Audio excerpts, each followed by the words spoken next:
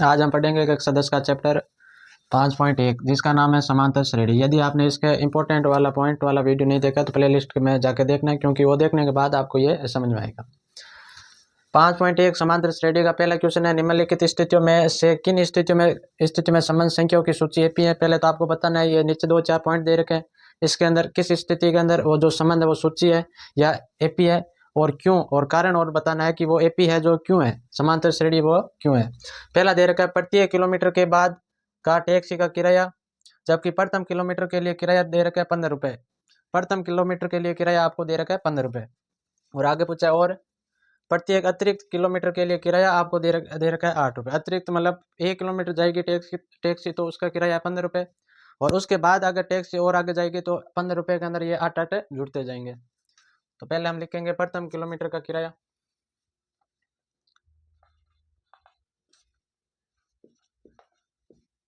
पहले किलोमीटर का किराया, पहले किलोमीटर का किराया जिसको हम मान लेते हैं A1, वो आपको दे रखा है 15 रुपये। टैक्सी अगर 1 किलोमीटर जाएगी तो उसका किराया है 15 रुपये। आगे दूसरे किलोमीटर का किराया, जिसे हम लिख देते हैं A2। दूसरे किलोमीटर मतलब टैक्सी अगर यहाँ से चलना प्रारंभ की तो 1 किलोमीटर तक तो रुपये उसका 15 है। उसके बाद अगर टैक्सी 2 किलोमीटर जाती है तो उसके अंदर 8 रुपये जुड़ जाते हैं, तो 2 किलोमीटर का किराया हो जाएगा 23। अगर टैक्सी यहाँ से लेके और यहाँ तक जाती है तब उसका किराया है 23 रुपये। तो 2 किलोमीटर का किराया हो जाएगा 15, प्लस यहाँ पर दे रखा है अतिरिक्त किराया लगता है 8 रुपये, तो 15 + 8 बराबर हो जाएंगे 23। टैक्सी यहाँ से लेकर 2 किलोमीटर जाती है तब उसका किराया हो जाएगा 23, और यहाँ से लेकर 1 किलोमीटर तक जाती है उसका किराया 15 रुपये। अब लिखेंगे तीसरे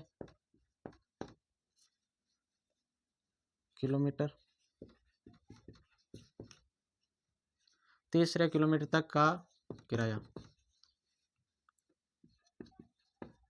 जिसे हम A3 लिख देते हैं, वो हो जाएगा 15। तो ये यहाँ से लेके यहाँ तक जाएगी 15 रुपये, उसके बाद 8 रुपये जुड़ते जाएगी, तो ये 1 किलोमीटर, ये आपके 2, आगे 3 किलोमीटर जाती है तो ये 8 रुपये और ऐड हो जाएंगे, तो 15 + 8 + 8 बराबर हो जाएंगे 15, और 15, 8 और 8 हो गए आपके 16, 6 और 5 11, 1, और ये आपके हो जाएंगे 31। तो 3 किलोमीटर तक टैक्सी का किराया हो जाएगा 31। अब एक और निकाल लेते हैं, चौथे किलोमीटर तक का किराया। चौथे किलोमीटर का किराया, चौथे किलोमीटर का मतलब 1 किलोमीटर से लेकर 4 किलोमीटर तक का किराया, तो ये इसको लिख देते हैं A4 बराबर 15 + 8 + 8 + 8, ये हो गए 15, और 15 और ये 8 और 8 ये हो गए आपके 31, 31 + 8, तो यह हो जाएंगे आपके 39 रुपये। तो 4 किलोमीटर तक का किराया हो जाएगा 39 रुपये। अब हम इसको एपी बनाते हैं। ये समांतर श्रेणी का पहला पद A1 का मतलब पहला पद, A2 का मतलब समांतर श्रेणी का दूसरा पद 23, और A3 का मतलब तीसरा पद जो 31, और A4 का मतलब चौथा पद जो 39 दे रखा है। तो एपी बराबर आपको हो जाएगी पहले 15, 15 के बाद 23, 23 के बाद 31, 31 के बाद 39।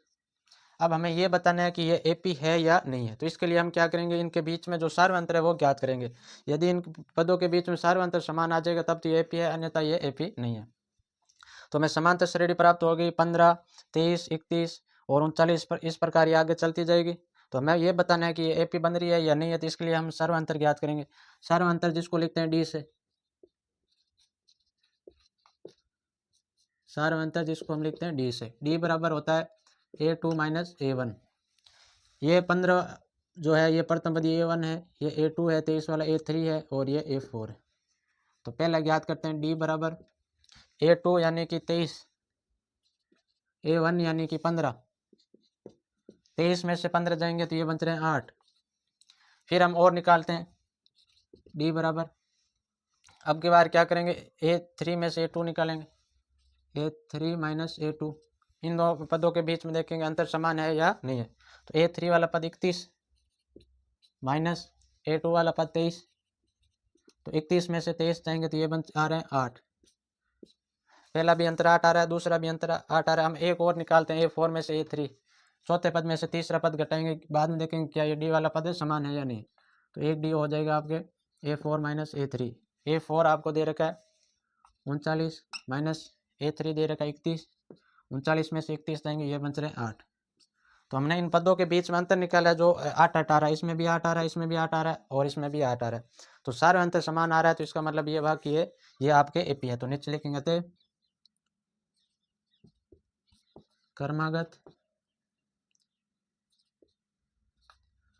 पदों का अंतर समान है, इसलिए दी गई सूची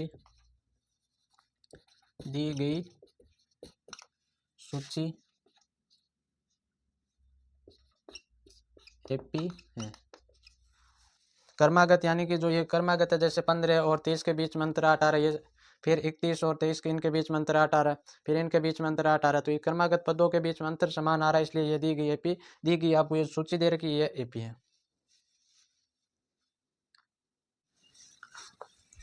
आगे है दूसरा पॉइंट। दूसरे पॉइंट के अंदर दे रखा है कि किसी बेलन में उपस्थित हवा की मात्रा, जबकि वायु निकालने वाला पंप एक पंप है जो बेलन से हवा निकालता है, जबकि वायु निकालने वाला पंप प्रत्येक बार बेलन की सेंध से हवा का 1/4 भाग बाहर निकाल देता है। जैसे मान लो किसी बेलन के अंदर हवा है 64, मान लिया कि बेलन के अंदर कुल हवा 64 है, वो पंप क्या करता है कि जो ये 64 है उसका 1/4 भाग बाहर निकाल लेता है। जैसे 64 का 1/4 नहीं करूंगा मैं, तो ये 64 का 1/4 करूंगा तो 1, फिर 2 6 चौक 24, पीछे बच रहा है 16। अब ये पीछे बच रहा है उसका भी 1/4 बाहर, दूसरी बार मैं पंप लगाऊंगा उस बेलन के अंदर तो वो 16 का 1/4 भाग बाहर निकाल लेगा, तो ये आ रहा है 4, फिर इसका भी 1/4 वो भाग बाहर निकालेगा। इस प्रकार वो जो शेष हवा बच रही है उसका 1/4 भाग बेलन से बाहर निकालता है। तो आपको ये बताना है कि वो निकालने के बाद हमें एक संख्या प्राप्त होगी, वो संख्या समांतर श्रेणी है या नहीं, ये हमें बताना है। तो लिखेंगे बेलन में उपस्थित हवा की मात्रा, मान लेते हैं उस बेलन के अंदर पहले उपस्थित हवा की मात्रा है वो जो x है, मान लिया कि उस बेलन के अंदर कुल हवा है वो x है। तो जब मैं पहली बार उस बेलन के अंदर पंप लगाऊंगा तो वो इस जो उपस्थित हवा का 1/4 भाग बाहर निकाल देगा। तो हम बाहर निकालने वाली हवा का मात्रा ज्ञात करेंगे। तो लिखेंगे पहली बार हवा निकालने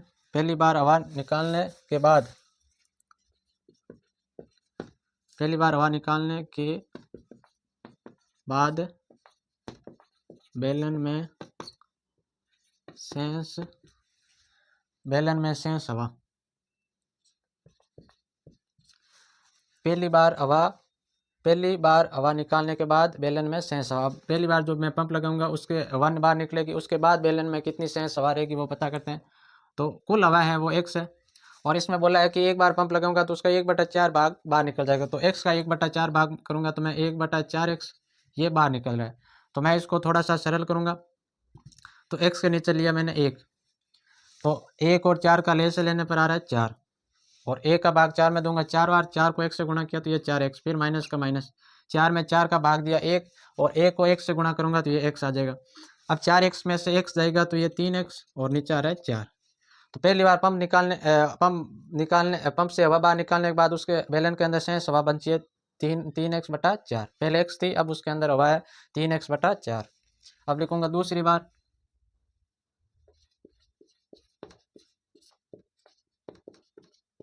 बार हवा निकालने के बाद बेलन में शेष हवा, अब दूसरी बार हवा बाहर निकालने के बाद बेलन में शेष हवा, तो पहली बार पंप से जो हवा बाहर निकली तब उस बेलन के अंदर शेष हवा थी इतनी 3x/4, ये इतनी हवा उसके अंदर बची थी। अब मैं दूसरी बार पंप निकालूंगा तो जो शेष हवा का 1/4 भाग बाहर निकल जाएगा, तो 1/4 और शेष हवा है उसके अंदर 3x/4। 3x/4 का 1/4 भाग शेष सवा से बाहर निकल जाएगा। तो ये आपके 3x/4 माइनस ए को ऊपर गुणा करूँगा तो ये आएगा 3x, और नीचे गुणा करूँगा तो 4 को 4 से गुणा किया 16। तो इनका लेस से आ गया है 16 चारों, और इसका मैं लेस से लूँगा तो ये आ रहा है आपके 16। 4 और 16 का लेस से लेने पर आ रहा है 16। 4 का 16 में भाग दूंगा, ये जाएगा 4 बार, और 4 को 3 से गुणा किया तो ये आ गया आपके 4 3 12, 12x, फिर माइनस का माइनस, 16 में 16 का भाग दिया एक बार, और 1 को 3x से गुणा करूँगा तो ये आएगा 3x। तो इसको सरल करते हैं तो 12x में से 3x जाएगा तो ये बन रहा है 9x, और नीचे बन रहा है 16। तो दूसरी बार मैंने पंप लगाया तब उस बैलेंस हवा निकलने के बाद उसमें शेष हवा बची है 3x/16। अब तीसरी बार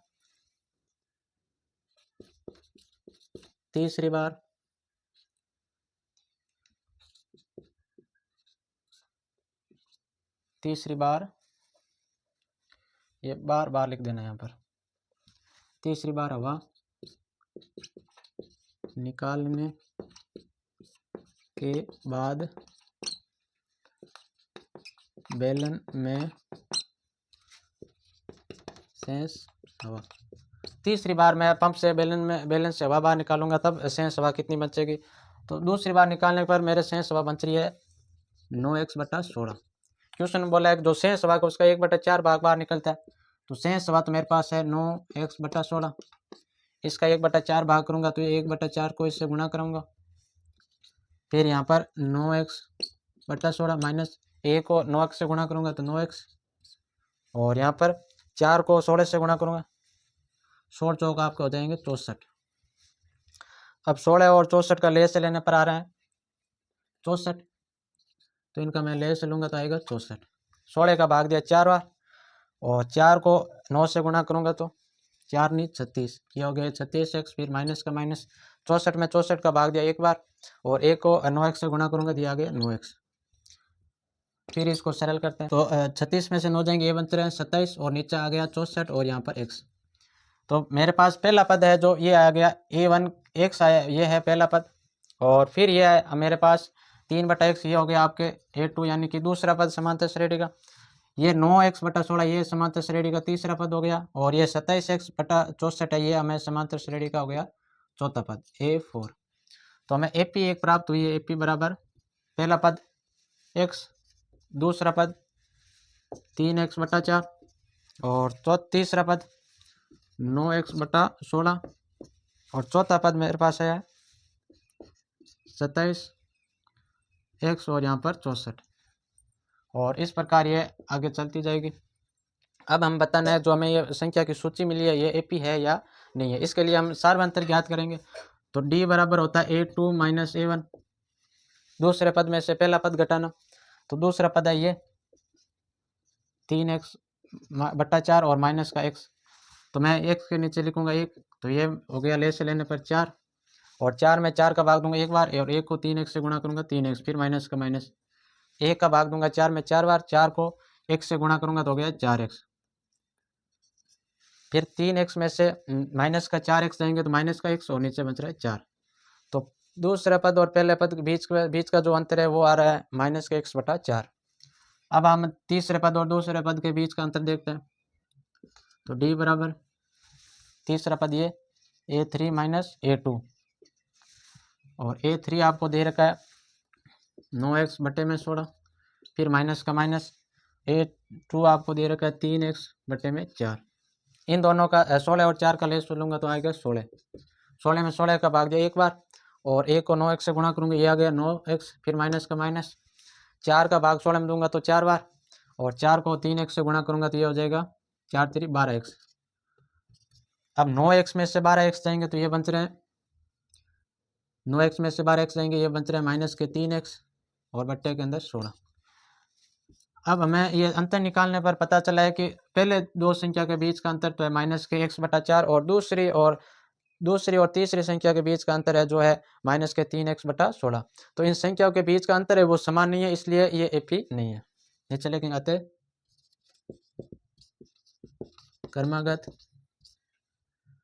क्रमागत पदों का अंतर समान नहीं है, इसलिए दी गई संख्याओं की सूची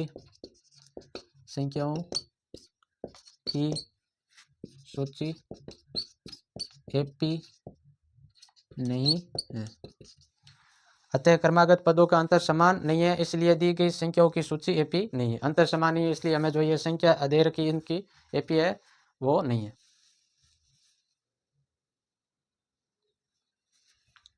आगे है तीसरा पॉइंट। तीसरे पॉइंट के अंदर आपको दे रखा है कि प्रत्येक मीटर की खुदाई के बाद एक कुआं खोदने में आई लागत रुपए दे रखे हैं कि 1 मीटर कुआं खोदने पर कितने रुपए लगते हैं, 2 मीटर खोदने पर कितने रुपए लगते हैं, ये आपको दे रखा है।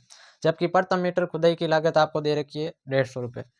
कुएं का जो प्रथम मीटर हम 1 मीटर खोदेंगे तो उसका रुपये लग रहे हैं 150, और बाद में प्रत्येक मीटर खुदाई की लागत 50 रुपये बढ़ती जाती, बाद में बढ़ती जाएगी लागत। जैसे मान लो मैं 2 मीटर खोदूंगा तो 1 मीटर का 50, और फिर 2 मीटर खोद रहा हूँ तो 50, 1 मीटर का तो हो गया 150, और 1 मीटर नीचे 2 मीटर जा रहा हूँ तो ये हो गए 50, और तो 150 और 50 2 मीटर के हो गए आपके 200। तो लिखेंगे पहला 1 मीटर खुदाई की लागत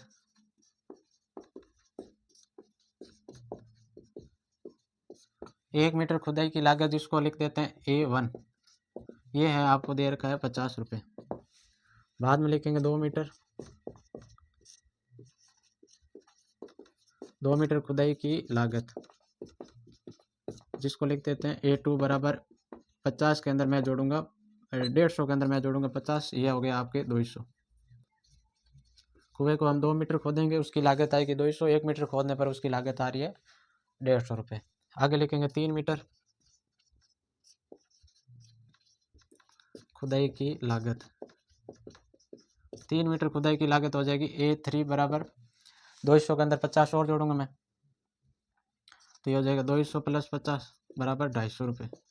तो कुएं को शुरू से 3 मीटर खोदने पर उसके रुपए लग रहे हैं 250 रुपये लागत आएगी। आगे लिखूंगा 4 मीटर खुदाई की लागत। तो 4 मीटर खुदाई को इसको मान लेते हैं 4, ये बराबर हो जाएगी 250 के अंदर जोड़ना है 50, तो ये आपके आ जाएंगे 300 रुपये। तो ये इस प्रकार 50-50 बढ़ते जाएंगे। हमने 4 पद निकाले, अब चारों पदों से हम सार्वंतर निकालेंगे। यदि सार्वंतर समान आ रहा है तब तो ये एपी है, अन्यथा ये एपी नहीं है। तो हमें एक एपी प्राप्त हो गई समांतर श्रेणी। पहला पद 150, दूसरा पद 200, तीसरा 250 और चौथा 300, और इस प्रकार ये आगे चलती जाएगी। अब हम इसका सार्वंतर निकालते हैं। डी बराबर A2 माइनस A1, दूसरे पद में से पहला पद घटाना। दूसरा पद आपको दे रखा है 200, उसमें से पहला पद 150, ये घटाएंगे तो ये आएगा 50। फिर एक और अंतर निकालते हैं। डी बराबर तीसरे पद में से दूसरा पद घटाएंगे A3 माइनस A2। A3 तो आपको दे रखा है 250, 250 में से हम घटाएंगे 200, तो ये आ रहा है 50, ये भी अंतर आ रहा है 50। फिर इन तीसरे और चौथे पद में से अंतर निकालते हैं। यदि ये समान आ रहा है तब तो एपी है, क्योंकि सारे 50-50 आ जाएंगे। तो डी बराबर A4 माइनस A3। तो चौथा पद है आपको दे रखा है 300 और तीसरा पद है 250, घटाएंगे तो ये भी आ रहा है 50। तो इनका जो अंतराल है वो 50-50 समान आ रहा है। जो क्रमागत है पद है इसका अंतराल समान आ रहा है, इसलिए ये दी गई संख्या की सूची एपी है। तो नीचे लिखेंगे क्रमागत पदों का अंतर समान है, इसीलिए दी गई संख्याओं की सूची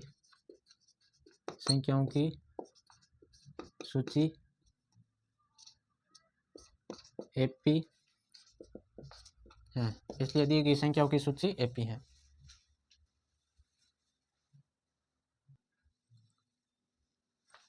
आगे है पहले क्वेश्चन का चौथा पॉइंट के खाते में प्रत्येक वर्ष का मिश्र धन जबकि आपको रुपए 10,000 की राशि 8% वार्षिक दर से चक्रवृद्धि ब्याज पर जमा की जाती है। आपको मिश्र धन बताना है। तो यहाँ पर दे रखा है कि दर आपको दे रखी है 8%, वो भी वार्षिक, और मूलधन दे रखा है 10,000 रुपये। बाद में बताना मिश्र धन। तो एक ये मिश्र धन का चक्रवृद्धि ब्याज ज्ञात करने का एक सूत्र होता है कि मूलधन इंटू 1 प्लस दर बटा 100, और यहाँ पर समय टाइम, ये चक्रवृद्धि ब्याज ज्ञात करने का सूत्र होता है। तो यहाँ पर दे रखा है चक्रवृद्धि ब्याज पर जमा की जाती है, चक्रवृद्धि ब्याज पर जमा की जाती है। तो पहला पद हो गया मूलधन। ये मूलधन आपके हो गया, जिससे लिख देते A1 बराबर 10,000। मूलधन है A1, जिससे मान लेते हैं 10,000। उसके बाद 1 वर्ष बाद मिश्र धन, 1 वर्ष बाद मिश्र धन। तो 1 वर्ष बाद मिश्र धन हो जाएगा आपके मूलधन इंटू 1 प्लस दर आपको दे रखी 8 बट्टे के अंदर 100, और समय दे रखा है 1 वर्ष। तो 1 वर्ष दे रखा है, तो इसको हम सरल करेंगे तो ये हो जाएगा आपके 10,000। इनके नीचे लूँगा 1, तो ये हो गया लेस लेने पर 100, और 100 में ये भाग दूंगा 1 का तो 100 बार, 100 को 1 से गुणा करूँगा 100, और 100 में 100 का भाग दिया 1 को 1 बार, और 1 को 8 से गुणा किया तो ये 8, और ऊपर है 1, और 1 को लिखो चाहे नहीं लिखो। तो फिर इसको थोड़ा सा और आगे सरल करेंगे तो ये आपका हो जाएगा 10,000 इंटू 108 बटा 100। अगर मैं इसको सरल करूँगा तो ये आपके आ रहे हैं 10,800 रुपये। 10,800 रुपये। 1 वर्ष बाद जो मिश्र धन होगा वो 10,800 रुपये, और ये मूलधन जो A1 पद माना था ये है 10,000। तो ये आपके दूसरा पद हो गया A2। अब निकालेंगे 2 वर्ष बाद मिश्र धन। 2 वर्ष बाद मिश्र धन, 2 वर्ष बाद मिश्र धन, जिसको लिखेंगे A3 से। तो ये आपके दे रखा है 1 वर्ष बाद जो मिश्र धन है उसका निकालेंगे। तो 1 वर्ष बाद मिश्र धन है 10,800। इसका हम 2 वर्ष बाद कितना मिश्र धन होगा वो निकालेंगे। तो ये हो जाएगा 1 प्लस दर आपको दे रखी है 8, नीचे 100, और ऊपर दे रखा है टाइम है 2 वर्ष। जो 2 वर्ष बाद का मिश्र धन पूछ रहा है तो यहाँ टाइम की जगह समय की जगह लिख देंगे 2। तो ये हो गया आपके 10,800 इंटू, इसको मैं सरल करूँगा तो ये आएगा 108 बटे में 100, और इस पर घात 2 है तो इसको मैं लिख दूंगा 2 बार। तो 10,800 गुणा 108 बटा 100, फिर इंटू 108 बटा 100। अगर मैं इसको सरल करूँगा तो ये आपके आ रहे हैं 12,597। तो 2 वर्ष बाद मिश्र धन हो जाएगा 12,297 रुपये। अब हम निकाल रहे हैं 3 वर्ष बाद मिश्र धन। 3 वर्ष बाद मिश्र धन, 3 वर्ष बाद मिश्र धन कितना होगा, जिसको मान लेते हैं A4। तो ये जो 2 वर्ष बाद मिश्र धन आया उसका निकालेंगे 3 वर्ष बाद मिश्र धन कितना होगा। तो ये आपके 12,597 इंटू 1 प्लस दर आपके 8 सेम रहेगी, और इंटू के 100, और 3 वर्ष है, समय हो जाएगा 3। यदि मैं इसको सरल करूँगा तो ये आपका हो जाएंगे 108 बट्टा 100, इसको लिखेंगे 3 बार क्योंकि घात है 3, और इसको सरल करने पर यह आपका आ रहा है 15,869 रुपये। तो 3 वर्ष बाद मिश्र धन हो जाएगा 15,869 रुपये। अब हम इसको AP बना रहे हैं। अब हमें एक प्राप्त हुई है AP संख्याओं की सूची। पहला पद इसके अंदर है 10,000, दूसरा पद है 10,800, ये हो गया, और ये भी हो गया। तीसरा पद है 12,597, 12,597, और चौथा पद दे रखा है हमें 15,000 कितने 15,869, और इस प्रकार ये आगे चलती जाएगी। अब हम पता कर रहे हैं ये AP है या नहीं। यदि ये इनके जो बीच में अंतर है वो समान आ जाएगा तब तो AP है, अन्यथा ये AP नहीं है। तो D बराबर A2 माइनस A1। A2 आपको दे रखा है ये A2, ये A1, A2, A3, A4। तो A2 आपको दे रखा है 10,800 में से आपको घटाना है 10,000, क्योंकि A1 है 10,000, तो इसका अंतर आ जाएगा 800 रुपये। फिर डी बराबर, इन दोनों के बीच में अंतर निकाले, अब इन दोनों के बीच में अंतर निकालें तो डी बराबर A3 बराबर हो जाएगा A2। A3 आपको दे रखा है 12,597, 12,597, उसमें से आपको घटाना है 10,800, 10,800। तो ये मैं घटाऊंगा तो ये 0, ये पीछे तो 7 का 7, और ये इसमें से जाएंगे ये 9, और इनमें से ये घटाऊंगा तो ये आपका आ रहा है 7 और 1, ये आपका आ गया 1797। पहला अंतर आ रहा है 800 रुपये, दूसरा आ रहा है 1797। दोनों अंतर अभी समान नहीं आ रहा है तो आगे निकालने की आवश्यकता नहीं है। तो ये अब मैं दी गई संख्याओं की सूची एपी नहीं है, तो नीचे लिखेंगे अतः क्रमागत पदों का अंतर समान नहीं है, इसलिए संख्याओं की सूची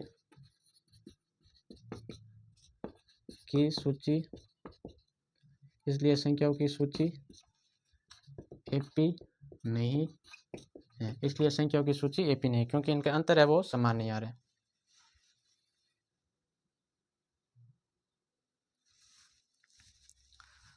अब आगे दूसरा क्वेश्चन है, दूसरे में है कि दी गई एपी के प्रथम 4 पद लिखे, जबकि प्रथम पद ए और सार्वंतर डी आपको दे रखा है। आपको एपी के प्रथम 4 पद लिखने हैं। तो इसके लिए हमें दे रखा है प्रथम पद 10 और जो सार्वंतर है वो दे रखा है 10 पहले के अंदर। ये तो यहाँ पर लिखेंगे प्रथम पद या पहला पद A1, ये तो आपका हो जाएगा 10। दूसरा पद जो लिखेंगे A2, और A2 ज्ञात करने का सूत्र होता है A प्लस डी। A2 ज्ञात करने का सूत्र होता है A प्लस डी। जैसे प्रथम पद ये व्यापक रूप देखते हैं ए, बाद में दूसरा पद ज्ञात करते हैं तो A प्लस डी, तीसरा ज्ञात करते हैं तो A प्लस 2D, और चौथा पद ज्ञात करते हैं तो A प्लस 3D, और पांचवा पद ज्ञात करते हैं तो A प्लस 4D। अब इसके अंदर मान रखते जाएंगे। ए का मतलब ये प्रथम पद, और प्रथम पद हमें पहला दे रखा है 10। दूसरा पद ज्ञात करूंगा तो A प्लस डी, तो ए आपको दे रखा है 10, प्लस का प्लस डी आपको दे रखा है 10, तो ये आपका हो गया 10 और 10 20। तो एपी का प्रथम पद आ गया 10 और दूसरा पद आ गया 20। अब तीसरा पद यानी कि A3, और A3 ज्ञात करने का सूत्र होता है A plus 2D, A plus 2D। तो ए का तो मान है 10, प्लस का प्लस, 2 का 2, इंटू के अंदर डी का मान भी है 10, तो 10 प्लस 2 को 10 से गुणा करूंगा तो 20, और 10 और 20 हो गए 30। तो तीसरा पद आ गया 30, पहला 10 दूसरा 20, तीसरा आ गया 30। अब निकालते हैं चौथा, क्योंकि इसमें 4 पदों का ही बोला है। तो चौथा पद जिसको लिखते हैं A4, और चौथा पद ज्ञात करने का सूत्र होता है A plus 3D, A plus 3D।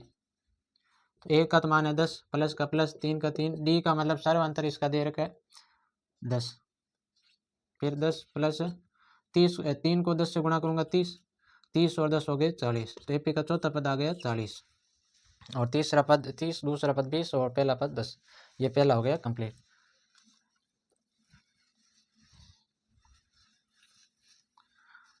आगे आपको दे रखा है दूसरे के अंदर प्रथम पद है -2, और डी यानी कि सार्वंतर अब की बार दे रखा है 0।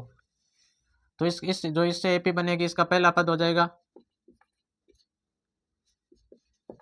इसका पहला पद हो जाएगा -2, और पहले पद को लिखते हैं A1 से, A1 बराबर -2, A1 बराबर -2। अब दूसरा पद यानी कि A2, और A2 ज्ञात करने का सूत्र होता अभी बताया था A प्लस डी। प्रथम पद के अंदर सार्वंतर जोड़ देंगे, तो प्रथम पद है -2, इसके अंदर मेरे को जोड़ना है 0, तो ये हो जाएगा -2 के अंदर 0 जोड़ूंगा 0, तो ये भी आएगा 0 और ये भी आ गया 0। आगे लिखते हैं तीसरा पद ज्ञात करने का सूत्र होता है A3 बराबर होता है A प्लस 2D, और A का मान -2, फिर प्लस का प्लस 2 को गुणा करवानी 0 से, क्योंकि D का मान दे रखा है 0। फिर ये हो गया -2, और 2 को 0 से गुणा करूंगा तो 0, और -2 के अंदर 0 जोड़ूंगा तो ये भी आ गया -2। तो इसका प्रथम पद भी -2, द्वितीय पद भी -2, और तीसरा पद भी -2। अब एक चौथा पद और निकालते हैं।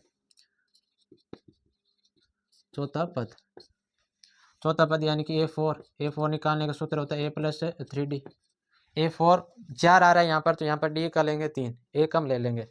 तो प्रथम पद A का तो मान दे रखा है -2, प्लस का प्लस 3 इंटू D का मान दे रखा है 0। 3 को 0 से गुणा करूँगा, ये 0 हो जाएगा, प्लस का प्लस ये -2, और 0 और -2 ये हो जाएंगे -2।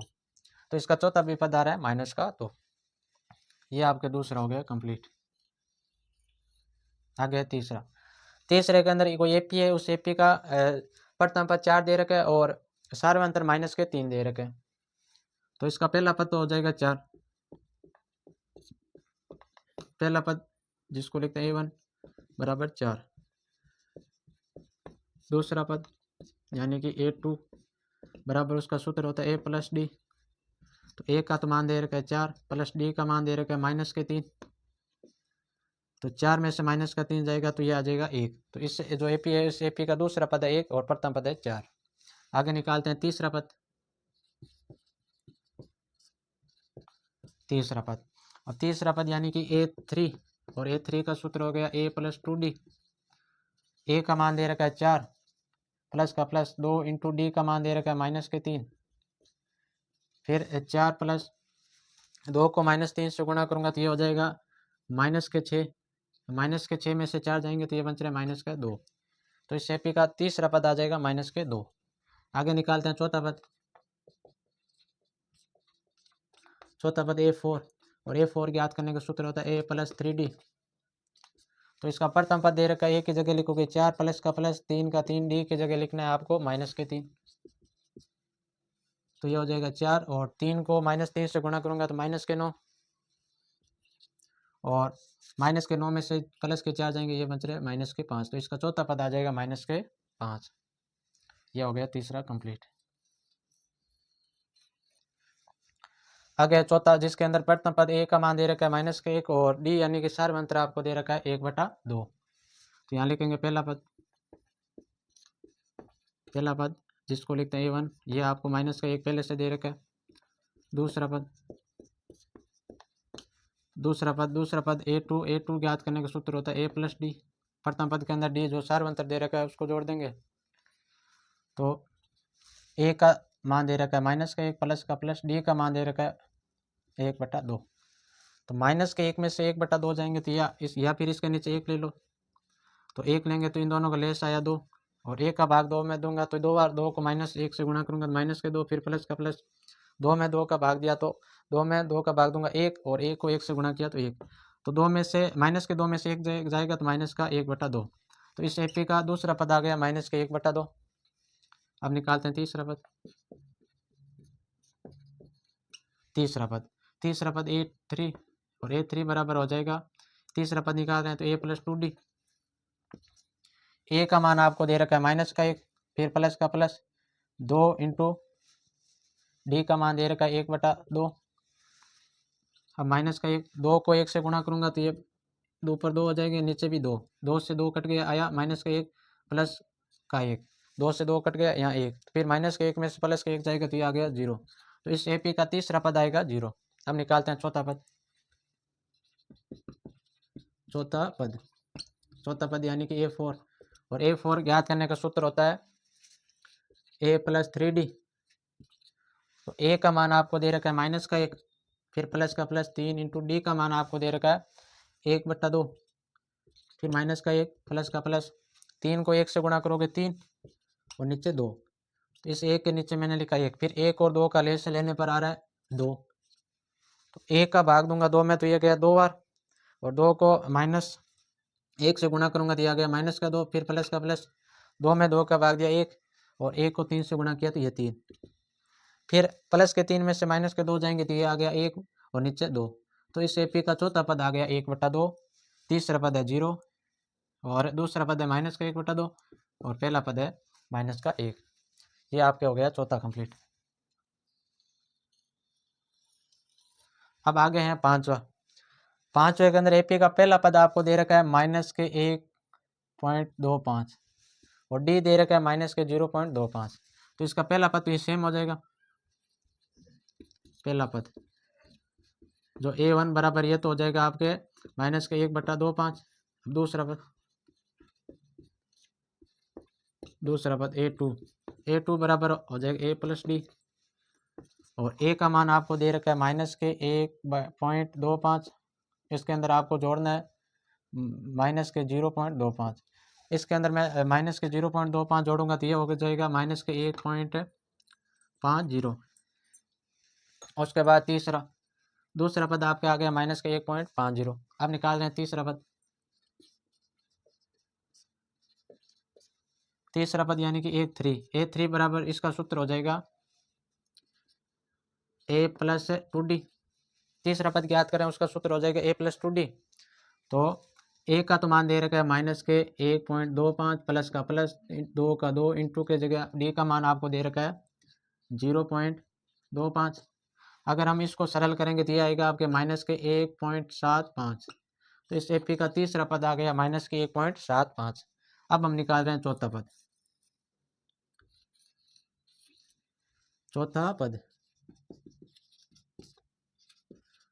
पद यानी कि A4, और A4 ज्ञात करने का सूत्र होता है A प्लस 3D। तो A का तो मान आपको दे रखा है माइनस के 1.25, फिर प्लस का प्लस 3 का 3 इंटू के D की जगह हम लिखेंगे माइनस के 0.25। अगर मैं इनको सरल करूंगा तो ये आएगा आपके माइनस के 2.00। ये चौथा पद आ गया इसका। AP का पहला पद तो ये माइनस के 1.25, और दूसरा पद है माइनस के 1.50, तीसरा पद है माइनस के 1.75, और चौथा पद है माइनस के 2.00। ये इस प्रकार आपके दूसरा क्वेश्चन हो गया कंप्लीट।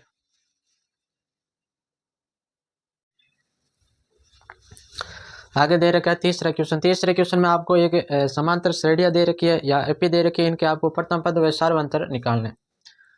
तो निम्नलिखित में से प्रत्येक एपी के प्रथम पद, एक तो प्रथम पद बताना है और दूसरा बताना है सार्वंतर। तो आपको पहले दे रखी है कि 3, A, माइनस के 1, माइनस के 3, इस प्रकार ये चलती जाएगी। कोई एपी दे रखी है तो एपी बराबर हम लिखेंगे 3, A, माइनस के 1, फिर माइनस के 3, इस प्रकार ये चलती जाएगी। तो इसका प्रथम पद जिसको हम लिखते हैं A से, तो A बराबर है इसका आ जाएगा प्रथम पद, ये 3 ही है इसका, तो ये प्रथम पद आ जाएगा 3। फिर लिखेंगे सार्वंतर, और सार्वंतर को हम लिखते हैं D से, तो D बराबर आ जाएगा, सूत्र होता है A2 माइनस के A1। तो A2 हो गया इसका दूसरा पद 1, उसमें से माइनस के घटाएंगे A1 यानी कि 3, तो माइनस के 3 में से 1 गया तो माइनस का आ गया D, तो इसका सार्वंतर या D आ गया माइनस के 2। उसके बाद दूसरे के अंदर आपको AP दे रखी है, AP बराबर माइनस के 5, माइनस का 1, फिर 3, फिर 7, इस प्रकार ये आगे चलती जाएगी। तो इसका प्रथम पद A बराबर तो हो जाएगा माइनस के 5, इसका पहला पद माइनस के 5 भी है। और इसके बाद में लिखेंगे सार्वंतर जो है जिसको लिखते हैं D से, और वो होता है माइनस के 2, माइनस के 2, माइनस के जो D होता है वो A2 माइनस के A1, यानी कि दूसरे पद में से पहला पद घटाना। दूसरा पद आपको दे रखा है माइनस के 1, उसमें से आपको घटाना है माइनस के 5, तो माइनस के 1 माइनस माइनस ये हो गए प्लस के 5, तो 5 में से 1 गया तो ये हो गया 4। तो इस एपी का जो सार्वंतर है जो D है वो आया 4। आगे देखते हैं तीसरे में आपको एपी दे रखी है 1/3, फिर 5/3, फिर 9/3, फिर 13/3, इस प्रकार ये आगे चलती जाएगी। तो इसका प्रथम पद तो ये पहला वाला पद हो गया, तो प्रथम पद जिसको लिखते हैं ऐसे, ये तो हो गया आपके 1/3। फिर लिखते हैं सार्वंतर लिखते हैं D से, ये होता है A2 माइनस के A1, पहले पद में से दूसरे पद में से पहला पद घटाना। तो A2 आपको दे रखा है 5/3, इसमें से आपको घटाना है 1/3, तो इन दोनों का लेस चलूंगा तो ये आ गया 3, फिर 5 माइनस 1, 5 में से 1 जाएगा तो ये हो गया 4/3, तो सार्वंतर इसका आ गया 4/3। फिर आ गया है चौथे के अंदर आपको एपी दे रखी है 0.6, 1.7, 2.8, 3.9, इस प्रकार ये आगे चलती जाएगी। अगर इसमें प्रथम पद पूछे तो ये हो गया, इसका पहला पद हो गया 0.5, तो प्रथम पद जिसको लिखते हैं ऐसे, ये हो गया 0.5। फिर लिखते हैं दूसरा पद नहीं, सार्वंतर जिसको लिखते हैं डी से, और सार्वंतर ज्ञात करने का सूत्र होता है ए टू माइनस के A1, यानी कि दूसरे पद में से पहला पद घटाना। दूसरा पद इसका दे रखा है माइनस का प्लस का 1.7, उसमें से आपको घटाना 0.6, तो 1.7 में से 0.6 जाएंगे तो ये आएंगे 1.1, ये इसका आ गया सार्वंतर।